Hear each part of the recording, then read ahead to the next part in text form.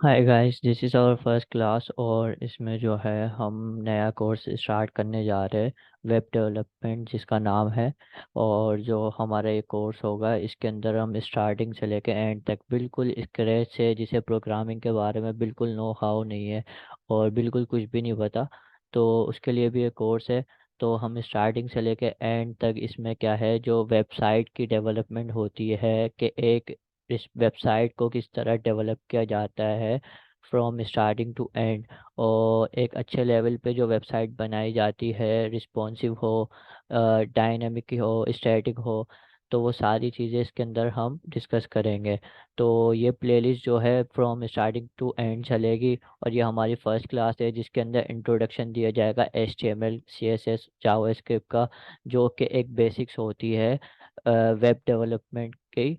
और इसके अंदर जो चीज़ें और भी डिस्कस की जाएगी वो आपके सामने डॉक्यूमेंट के अंदर बता दी जाएगी, और डॉक्यूमेंट जो है वो आपको शेयर कर दिया जाएगा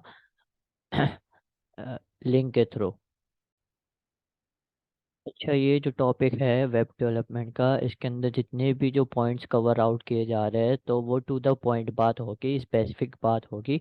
और इसके के साथ साथ जो डॉक्यूमेंट आपके साथ शेयर किया जाएगा उसका लिंक आपको प्रोवाइड कर दिया जाएगा। तो फर्स्ट ऑफ ऑल ये देख लेते हैं कि भाई वेब डेवलपमेंट किसे कहते हैं, और वेब डेवलपमेंट के अंदर क्या क्या चीज़ें होती है, एक वेबसाइट को डेवलप करने के लिए क्या क्या चीज़ों का रोल होता है। तो इसके लिए हम सबसे फर्स्ट ऑफ ऑल गूगल खोल लेते हैं, और गूगल के अंदर जो गूगल शीट्स है वो खोल लेते हैं। तो गूगल शीट के अंदर ये आपको एक पेज दिखाई दे रहा होगा जिसके अंदर ये चीज़ें आपको बता दी जाएगी कि भाई जो HTML है, CSS है, जावास्क्रिप्ट है, वो एक वेब फ्लो के अंदर किस तरह वर्क करता है, वेबसाइट को डेवलप करने में उसका क्या रोल है, और क्या क्या चीज़ें इसके अंदर रोल आउट जो होती है इसके अंदर, वो सारी इस डॉक्यूमेंट के अंदर शेयर कर दी गई है। अच्छा, फर्स्ट ऑफ ऑल हम देख लेते हैं कि introduction to HTML CSS JavaScript and how website works, web development tutorial 1। First tutorial है हमारा। अच्छा, फर्स्ट ऑफ ऑल इसमें देख लेते हैं कि भाई जो एक वेबसाइट है तो उसको कवर आउट कैसे किया जाता है, वेब को किस तरह से डेवलप किया जाता है। अच्छा, ये जो डॉक्यूमेंट शेयर किया हुआ है इसको मैंने समराइज करके एक डायग्राम के अंदर भी कन्वर्ट किया हुआ है। तो फर्स्ट ऑफ ऑल हम डायग्राम के ज़रिए इसे समझ लेते हैं कि ये जो HTML है, फर्स्ट ऑफ ऑल देखें, एक वेब डेवलपमेंट के लिए, स्टार्टिंग के लिए फर्स्ट ऑफ ऑल आप बेसिक्स सीखते हैं। इसी तरह वेबसाइट की डेवलपमेंट की जो बेसिक्स होती है वो कहलाती है HTML, जिसकी फुल फॉर्म होती है हाइपर टेक्स्ट मार्कअप लैंग्वेज। ये एक इस तरह का एक रोल होता है, कोडिंग रोल होता है वेब की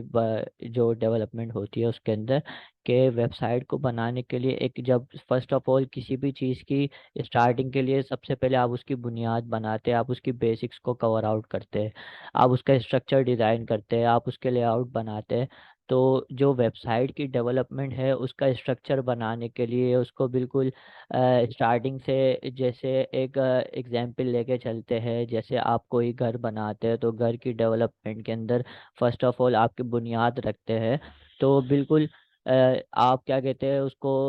बेसिक से तुड़वा के फिर इसको डिग आउट करते हैं, और क्या कहते हैं फिर उसकी बुनियाद खड़ी की जाती है। इसी तरह कार की एग्जांपल ले लेते हैं, जैसे कार की जो डेवलपमेंट होती है उसके अंदर फर्स्ट ऑफ ऑल आप किस तरह का मटेरियल यूज़ कर रहे हैं। इसी के साथ साथ जैसे आपने मेटेलिक बॉडी है, फिर इसका स्ट्रक्चर किस तरह का है, वो स्ट्रक्चर आगे जाके डिज़ाइन शेप किस तरह लेके आएगा। तो वो सारा जो एक लोड होता है वो एक स्ट्रक्चर के ऊपर होता है।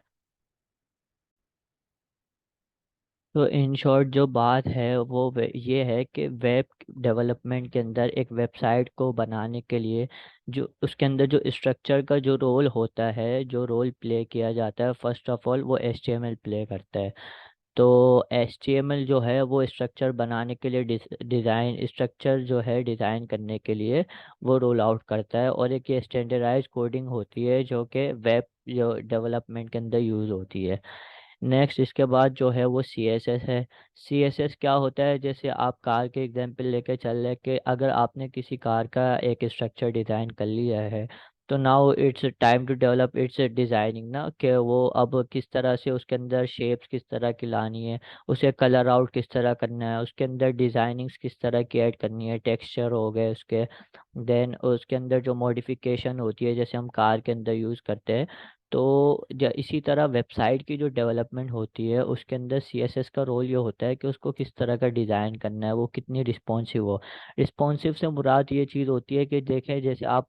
डिवाइस वाइज अगर आप वेबसाइट खोल रहे हैं, जैसे लैपटॉप में खोल ले तो वो किस तरह की लुकआउट फील दे, इसी तरह आप अगर मोबाइल के अंदर खोल ले तो वो वेबसाइट किस तरह से शो होगी आपको। इसी तरह आप जैसे टैबलेट के अंदर खोल ले तो उसका जो नेविगेशन वगैरह है, मुख्तलिफ चीज़ें हैं, वो किस तरह से आपको रिस्पॉन्स देगी, किस तरह से डिज़ाइन होकर आपके सामने आएगी, ताकि वो ह्यूमन फ्रेंडली हो। सामने वाला अगर यूज़ कर रहा हो तो उसको अच्छा भी लगे, फील आउट हो कि भाई इसके अंदर कितनी इजीनेस है सीएसएस के ज़रिए, और उसको एक टेक्सचर्स के ज़रिए, कलर्स के ज़रिए एक फ्रेंडली इन्वायरमेंट मिल रहा हो। थर्ड थिंग इसके अंदर जो मेन चीज़ होती है वो है जावास्क्रिप्ट होती है। जावास्क्रिप्ट को अगर हम इजी वर्डिंग में इसे बताएं तो जावास्क्रिप्ट का ये होगा रोल आउट, कि जैसे एक कार के अंदर फीचर्स होते हैं, इसका इंजन किस तरह का है, कितनी हॉर्स पावर का है। इसी तरह क्या कहते हैं जावास्क्रिप्ट के अंदर हम ये चीज़ बता सकते हैं कि भाई जावास्क्रिप्ट के अंदर आपने कार्स के अंदर फीचर्स कौन कौन से ऐड किए, कौन कौन से ऐसे फंक्शंस है जो कि उसको एक यूनिकनेस देते हैं, यूनिकली मॉडिफाई बनाते हैं। और उसके ज़रिए आपके पास एक वेबसाइट ट्रैफिक होता है। जैसे जावास्क्रिप्ट का एक रोल वेब के ऊपर ये होगा कि अगर आपकी एक बहुत ही ज़्यादा हैवी वेबसाइट है या फिर लो टू लो भी है, तो उसके अंदर ये है कि उसकी फंक्शनैलिटीज़ कैसी है, फीचर्स कैसे है, कि आप उसकी जो कॉम्प्लेक्स चीज़ें हैं वेबसाइट के अंदर, जैसे नेविगेशन है या फिर कोई मुख्तलिफ पेजेस के अंदर रेंडरिंग हो गई, तो वो जावास्क्रिप्ट के ज़रिए किस तरह कैरी आउट की जा रही है, कि उसको आप कॉम्प्लेक्स फंक्शंस को और फीचर्स को किस तरह हैंडल करते हैं, वो जावास्क्रिप्ट बता। इन शॉर्ट अगर जावास्क्रिप्ट के बारे में क्या कहते हैं बताया जाए तो वो ये है कि एक तरह से दिमाग का काम कर, जैसे इंसान दिमाग लगाता है किसी चीज़ में, तो वो क्या है शॉर्टकट्स तरीके अप्लाई करता है, और क्या कहते हैं बिल्कुल मिनिमम टाइम के अंदर मैक्सिमम चीज़ें कवर आउट करने की कोशिश करता है। तो जावास्क्रिप्ट का भी यही रोल होता है कि जो फंक्शंस और फीचर्स हम अप्लाई करते हैं जावास्क्रिप्ट स्टैंडर्डाइज कोडिंग के ज़रिए, तो वो आपको एक रोल आउट बताते हैं कि भाई वेबसाइट की डेवलपमेंट में वो किस तरह वर्क कर रहा है, एचटीएमएल और सीएसएस को किस तरह कैरी आउट करके चल रहा है, आपकी वेबसाइट के अंदर जितने पेजेस है और मुख्तलिफ जो फीचर्स वगैरह वेबसाइट के अंदर है, तो उसको किस तरह हैंडल करना है। इन शॉर्ट जावास्क्रिप्ट ये आपका काम करता है। अच्छा, सेकंड थिंग जो ये जो जितनी चीज़ें मैंने आपको डिस्कस की, डिफ़ाइन की है, वो इसी तरह डॉक्यूमेंट में पेस्ट की हुई है यहाँ पे, और ये आपको डॉक्यूमेंट शेयर कर दिया जाएगा लिंक के साथ, तो आप ज़रा देख लीजिएगा। अच्छा, सेकंड थिंग कि वेबसाइट वर्क किस तरह करती है, ये हम डिस्कस कर लेते हैं कि अगर एक वेबसाइट को हमने बना लिया है, डिज़ाइन कर लिया है, तो वो किस तरह से वर्क करेगी, किस तरह से उसके अंदर रोल आउट जो एक वेबसाइट की डेवलपमेंट है, तो वो किस तरह से आपको काम करने के लिए बताए जाएंगे। फर्स्ट ऑफ ऑल कोई भी अगर वेबसाइट बनाई जाती है उसके अंदर जो दो रोल्स होते हैं मेन, वो क्लाइंट साइड और सर्वर साइड होते हैं।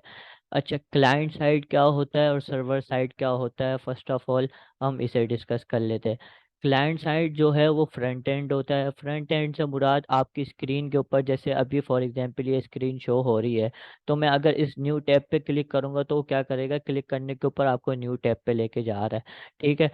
तो ये हमारा क्लाइंट साइड रिस्पॉन्स है कि आप किसी चीज़ की रिक्वेस्ट कर रहे हैं, कि जैसे मैं इस टैब पे क्लिक कर रहा हूँ तो आपने एक रिक्वेस्ट की क्लिक करने के ज़रिए कि भाई मुझे एक नया पेज खोल के दे दो। तो क्लाइंट साइड क्या होती है, आपकी रिक्वेस्ट करने पे जो आपको रिस्पॉन्स मिलता है, तो जैसे फॉर एग्जांपल मैं इसे क्लिक कर रहा हूँ तो ये मैं रिक्वेस्ट की है, और जब मैं इस पर क्लिक करके हाथ हटा दूंगा तो ये क्या है, मेरा रिस्पॉन्स है। अब ये जो वेब के थ्रू रिस्पॉन्स आया तो उसने क्या किया, मुझे इसके रिस्पॉन्स में एक नया पेज खोल के दे दिया। अच्छा,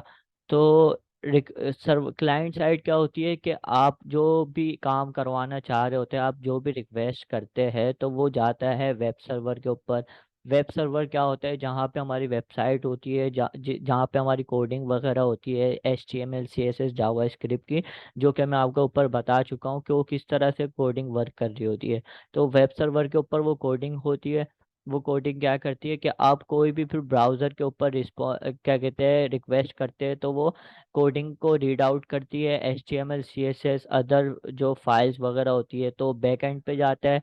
फर्स्ट ऑफ ऑल वो रिक्वेस्ट के लिए अप्लाई करता है, वेब सर्वर पे जाता है। देन वो क्या करता है कि आपने जो HTML CSS जावा स्क्रिप्ट के जरिए वेब एप्लीकेशन के ऊपर डेटा जो रखा हुआ होगा, तो उससे क्या करेगा वो URL जो आपने इसको दिया होगा जावा स्क्रिप्ट के ज़रिए या CSS के ज़रिए, HTML के ज़रिए, तो वो वेब एप्लीकेशंस के ऊपर जाके उसे रिक्वेस्ट करेगा। देन वो उसमें क्या कहते हैं फाइंड आउट करेगा कि इसके अंदर स्टैटिक सोर्स कौन कौन सी है, CSS जावा स्क्रिप्ट कहाँ से आ रही है, या फिर जो डायनामिक कंटेंट है डेटाबेस के ज़रिए, मतलब जो डेटा आ रहा है, तो वो उसे वो वेब एप्लीकेशन पे लेके आएगा। देन वो उसको कन्वर्ट करेगा HTML कोडिंग के अंदर। देन वो वेब सर्वर पे लेके आएगा, और देन वो रिस्पॉन्स करेगा, और वो रिस्पॉन्स आपको उस बिहेवियर में करेगा जिस बिहेवियर में आपने कोडिंग लिखी होगी। जैसे कि आपने HTML CSS जावास्क्रिप्ट के ज़रिए